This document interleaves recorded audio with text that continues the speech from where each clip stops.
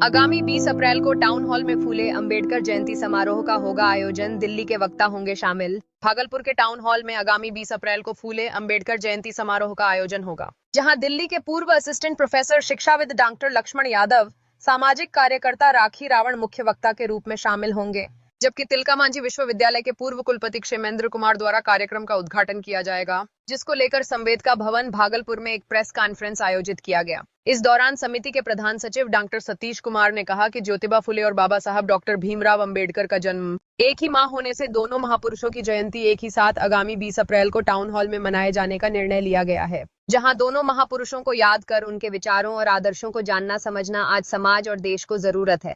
वहीं समारोह समिति के अध्यक्ष डॉक्टर सुरेश कुमार ने कहा कि आज के परिवेश में शिक्षा के बगैर विकास संभव नहीं है। डॉक्टर अंबेडकर के मूल मंत्र शिक्षित बनो, संगठित रहो, संघर्ष करो के नारों की प्रासंगिकता सामाजिक विकास के लिए अनुकूल है। शिक्षा ही परिस्थितियों में बदलाव ला सकता है, जिसके लिए संगठित होकर अपने अधिकार के लिए संघर्ष हेतु तैयार होना पड़ेगा। इसके लिए आगामी 20 अप्रैल को जयंती समारोह में अधिक से अधिक संख्या में उपस्थित होकर विद्वान साथी का भाषण सुनने का अपील किया गया है। आइए देखिए एक रिपोर्ट। आज जो हम लोग प्रेस कॉन्फ्रेंस ऑर्गेनाइज किए हैं, इसका मेन मकसद है 20 अप्रैल 2025 रविवार मीन्स परसों हम लोग फुले अंबेडकर जयंती मनाने जा रहे हैं। फुले मीन्स ज्योतिबा फुले, जो कि शिक्षा के जगत में एक क्रांति लाई थे, और दूसरे जो हैं हमारे डॉक्टर भीमराव अंबेडकर सर, उनका भी हम लोग जन्मदिन मनाने जा रहे हैं। क्योंकि दोनों का जन्मदिन एक ही महीने में है, तो हम लोग ने सोचा कि क्यों नहीं हम लोग एक महीने में ही जो सबके लिए कंफर्टेबल दिन हो, संडे, उस दिन हम लोग मनाएं, और जो भी समाज के लिए उन्होंने किया और कहा, लोगों को फिर से हम लोग जागरूक करें और हमारा समाज कैसे तरक्की करे, उस दिशा में हम लोग कदम बढ़ा रहे हैं। उनका जो सबसे जो हम अहम कदम मानते हैं, शिक्षा। कोई भी आदमी हो, अमीर हो, गरीब हो, अमीर अपने आप को मेंटेन तभी कर सकता है जब वो और तरक्की करे या कम से कम उसी लेवल में रहे, और गरीब बच्चा तभी अमीर हो सकता है जब वो अच्छा शिक्षा ग्रहण करे।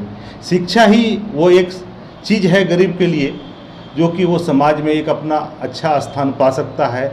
उसके जीवन शैली जो है वो उसका स्तर ऊपर हो सकता है, समाज के लिए वो कुछ सोच सकता है। जब तक वो खुद सक्षम नहीं होगा, समाज के लिए कुछ नहीं कर सकता है। तो इस दिन हम लोग के 2 वक्ता दिल्ली से भी आ रहे हैं, जो कि बहुत माहिर हैं समाज को जागरूक करने में, और अंबेडकर साहब और ज्योतिबा फुले साहब का जो भी कहना था, तो उसमें 2 जो वक्ता आ रहे हैं दिल्ली से। एक तो professor doctor Laxman Yadav sir आ रहे हैं, जो कि पूर्व असिस्टेंट प्रोफेसर हैं दिल्ली यूनिवर्सिटी के, और दूसरे जो आ रही हैं एक महिला वक्ता हैं, वो उनका नाम है राखी रावण जी। वो भी अच्छी समाज सेवी हैं, समाज के लिए हर वक्त सोचते रहती हैं। तो दोनों लोग आएंगे, हमारे भागलपुर के जो भी लोग हैं उनको अपनी बातों से अवगत कराएंगे, क्या उन दोनों का सोचना था और हमें क्या करना चाहिए, कैसे हम लोग शिक्षित बन सकते हैं, कैसे संगठित हो सकते हैं, और किस तरह से हम लोग संघर्ष करें, जो हमारा एम है हम कैसे पा सकते हैं, उसी दिशा में हम लोग उस दिन मनाएंगे और अपने महापुरुष के बातों को याद करेंगे, अपने समाज के लोगों के बीच रखेंगे और अपने आप में अमल करेंगे, ताकि हमारा समाज तरक्की करे, अमन चैन शांति हमारे समाज में बन सके। धन्यवाद आप लोगों को। मैं डॉक्टर सुरेश कुमार इस आयोजन समिति का अध्यक्ष हूँ। हम लगातार ये कोशिश करते हैं कि हमारी जो आने वाली पीढ़ी है वो धीरे धीरे तरक्की के रास्ते पर आए। उनकी क्या समस्या है, क्या पिछड़ापन है, ये सब डिस्कस करना हर हमेशा ज़रूरी है। बुद्धिजीवी वर्ग को के कंधे पर ये खास जिम्मेदारी आती है, जो समाज को सिचुएशंस को, परिस्थितियों को समझते रहते हैं, आंकते रहते हैं और उनके जड़ों में जाने का प्रयास करते हैं। इसी सिलसिले में हम लोग अपने बहुजन SC/ST समुदाय के जो महानायक हैं, जो पिछले ही सदी में जन्मे हैं लेकिन आज भी प्रासंगिक हैं, इसलिए प्रासंगिक हैं कि उन्होंने जो शिक्षा के लिए आवाज़ उठाई, जो कुरीतियों के विरुद्ध लड़ने के लिए आवाज़ उठाई, जो पाखंडवाद के विरुद्ध आवाज़ उठाई, वो आज भी वो उठाने की ज़रूरत है।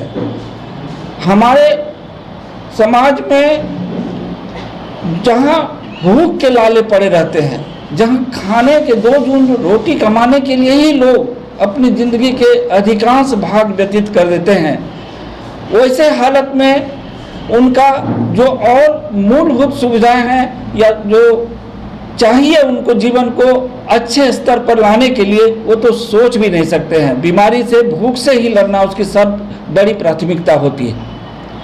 शिक्षा उसके बाद के नंबर पर है।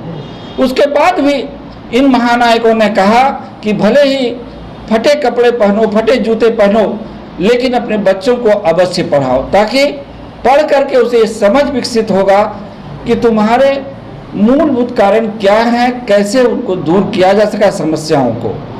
तो ये एक ज्योति जलाने का काम हुआ है, हम लोग भी इसको आगे बढ़ाना चाहते हैं।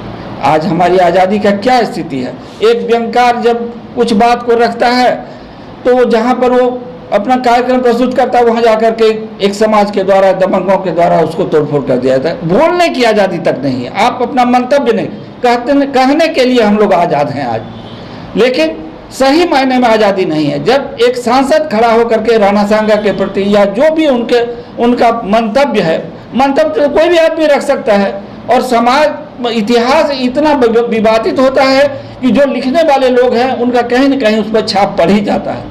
तो राणा सांगा के प्रति अगर उन्होंने अपनी बात रखी तो क्या यह उचित बनता है कि उनके घर पर जाकर के तोड़फोड़ किया जाए?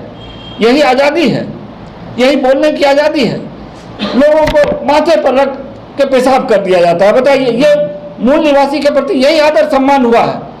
आज की स्थिति है ये अपने समाज में, और विश्वविद्यालयों में, शैक्षणिक संस्थानों में और न्यायिक संस्थानों में किस तरह से व्याप्त है भ्रष्टाचार, कैसे नियुक्तियों में और उनके जो इंटरव्यूज होते हैं उसमें पक्षपात करके अपने चहेतों को, अपने समर्थकों को आगे ले आया जाता है और पिछड़े समाज के लोगों को पीछे कर दिया जाता है। ये आम बात है, आम बात है कि कैसे लेटरल एंट्री के द्वारा भर दिया जाता है सीटों को, और लोग जो पिछड़े वर्ग के लोग हैं वो खाली चले जाते हैं। यही कारण है कि 90% माने सीटों पर उन्हीं लोगों का कब्जा हो जा पाता है।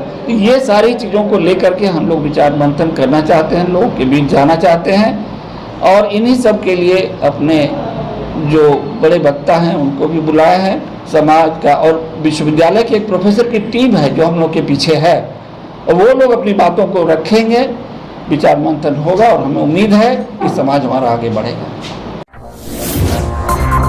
M News Live।